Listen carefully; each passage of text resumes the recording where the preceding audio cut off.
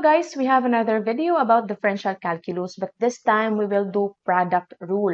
So dito, as you can see, this is the formula for product rule.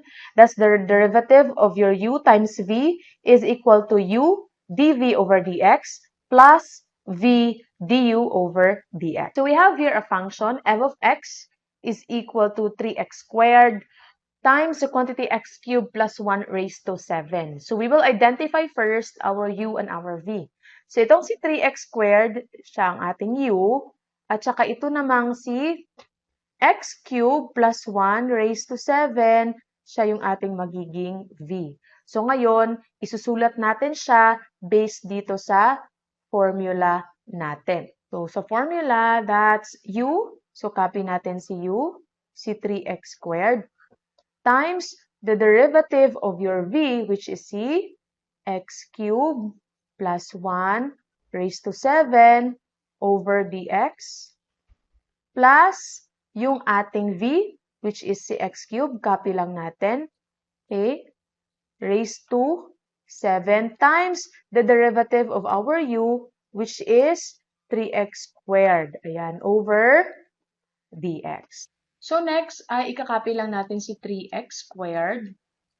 Okay? And now, we will take the derivative of x cubed plus 1. So itong 7, magiging coefficient. So imo-multiply natin siya dyan.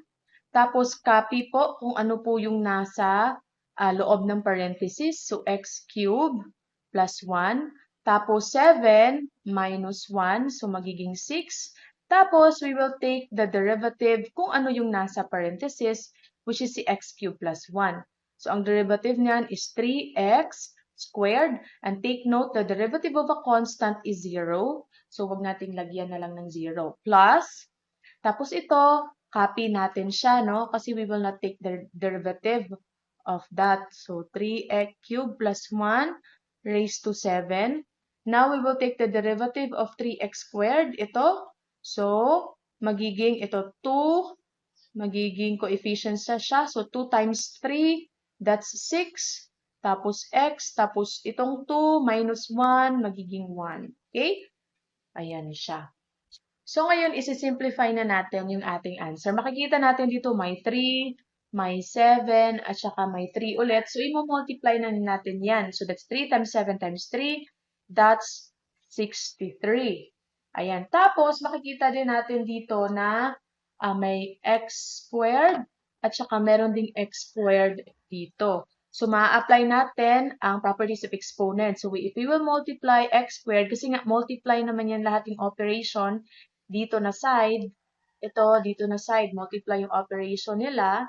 So, x squared times x squared. Take note, if same base, by properties of exponent, ma-add po yung ating mga exponent. So, magiging x raised to 4. So, ilalagay natin yan katabi ni 63. Ayan.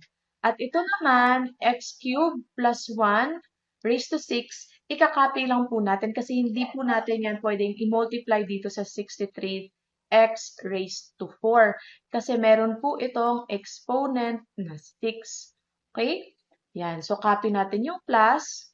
Tapos, dito naman tayo, sa second, copy lang natin si x cubed plus 1 raised to 7. Yan siya, plus 1 raised to 7. Plus, of course, si 6x.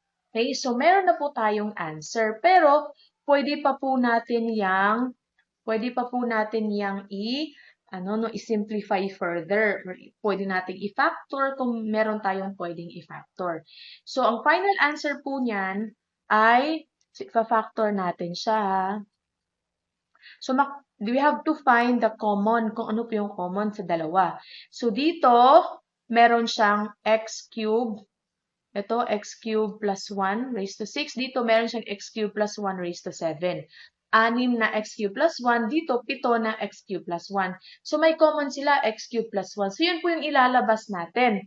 So, ilalabas natin si x cubed plus 1 at ilalabas natin yung mas may maliit na exponent. Okay, so 6 yung ilalabas natin, si x cubed plus 1 raised to 6. Meron pa tayong common ni 63 at saka ni 6. Ayan, common nila is 3. So, ilalabas natin din si 3. So, maglalagay tayo ng 3 dito. Okay? So, i-rewrite ko lang po yan mamaya. Tapos, ano pa? Meron pa. Ito, sa kabila may x. Sa kabila may x cube. So, ilalabas natin si x. Okay? Isang x lang. Ayan siya. Tapos, multiplyan natin kung ano yung natitira dito, for example. Okay? So, example, dito na side, anong natira? Okay, so x 63 divided by 3 is 21. Diba? Okay, 21. May x dito, x to the fourth divided by x is x cubed. Kasi sa properties of exponent, if you divide them, same base, yung exponent niya, mama-minus. Okay? Or subtraction. Tapos, ito inilabas na natin, so times 1 na lang. Or you can, pwede nang hindi lagyan ng times 1. Plus, dito naman, di ba naglabas tayo ng 6, so meron pang isang natira kasi 7 yan. So, lagyan natin x cubed plus 1. Tapos, 6 divided by 3, 2. Tapos, x divided by x is 1. So, yan lang po yung natira. Okay? Lagyan natin siya bracket. Make sure na pag mag-factor po kayo, if you will multiply this again on the inside sa bracket nyo, ang kalalabasan po niya ay itong nasa taas. Okay? So, yun. So, ngayon, i-rewrite na lang natin siya or itong nasa bracket, we can, Ayan, simplify further pa. So, isi-simplify ko muna itong nasa bracket. Ito sila. So, that's 21x cubed. So, ito, i-distribute natin si 2 ni x cubed. So, magiging 2x cubed. Tapos, 2 times 1. Ito, that's plus 2. So, as you can see, x cubed. So, ma-add po natin yan. So, magiging 23x cubed plus 2. Tapos, ito, copy na lang natin. So, the final answer now is 3x times x cubed plus 1 raised to 6. So, as you can see, kinapi lang natin. And ito po. So, ilagay po natin yan. 23x cubed plus